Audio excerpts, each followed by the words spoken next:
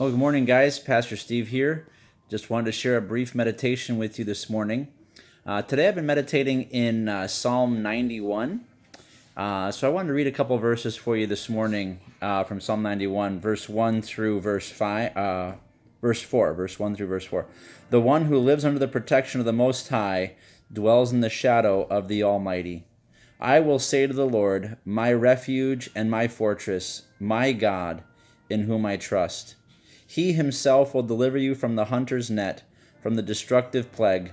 He will cover you with his feathers. You will take refuge under his wings. His faithfulness will be a protective shield.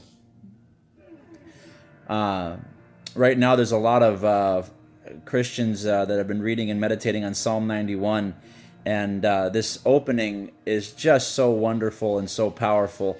It's no wonder a lot of people are finding comfort in it. What really jumps out as I've been meditating on this is the emphasis on the Lord. It references the one who lives under the protection of the Most High. It goes on to focus on God and what He is doing and what He is capable of. So if you live under the protection of the Most High, if you know the Lord and you're trusting Him by faith, and you're trusting in the completed work of the risen Messiah by faith, then you are under the protection of the Most High. That's the picture here by faith. And if you're under the protection of the Most High, then you dwell in the shadow of the Almighty. So if you're under His protection, you dwell in His shadow. Well, in order to be in someone's shadow, there has to be close proximity, right? Dwelling under a shadow implies the closeness. So here you have someone who is under the protection of the Most High by faith and has proximity, closeness to the Most High, the Almighty. So I will say to the Lord, my refuge and my fortress. See, this is who his God is. This is not what he's going to say.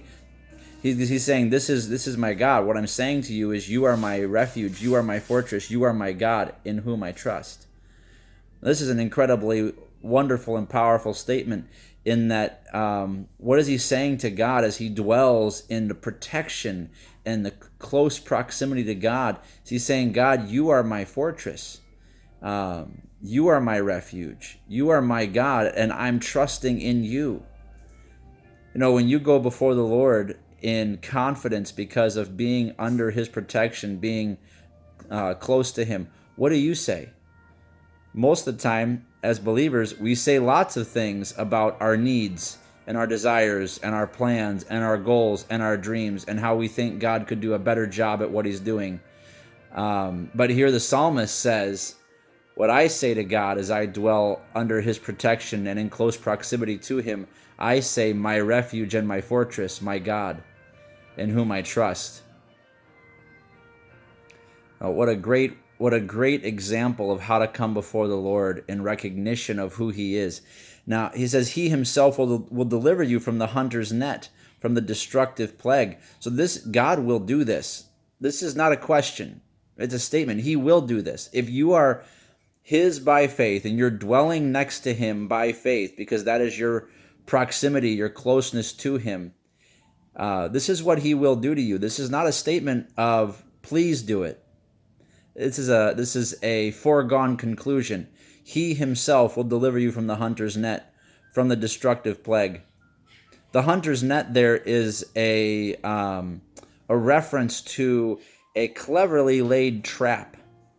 A hunter does not place a net for a bird carelessly. He doesn't place it haphazardly. He places it with great intentionality to make a deceptive trap that the bird will fall into. So this would be the picture here, that it's a deceptively laid trap, a great lie, almost like he's referring to the great deceiver, the one who wishes to catch you and ruin your life. He says he will deliver you from the hunter's net. He himself will deliver you, and from the destructive plague. So maybe it's not just the hunter's net. Maybe it's not just the great deceiver. Maybe there's a destructive plague. Maybe it's part of the sin-cursed world that you're living in. This plague that isn't even under control of the deceiver. It's just part of the sin-cursed world.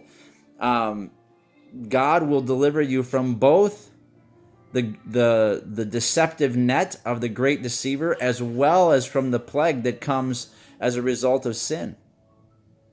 And then here's the closing of this opening picture here. He will cover you with his feathers.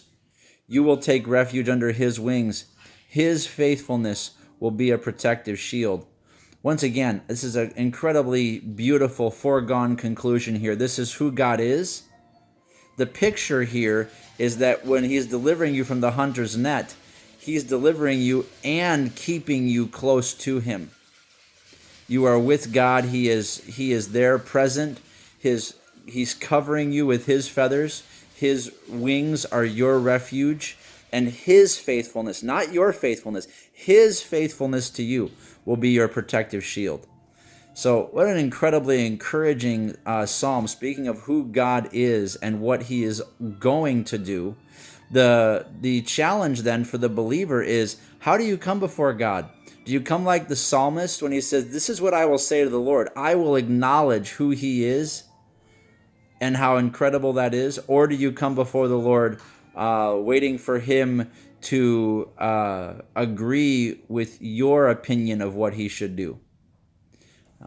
Anyway, great encouragement for the believer to be meditating on, and also great encouragement of our hope and our security. Well, I hope you have a great day in the Lord, and God bless. Go in peace.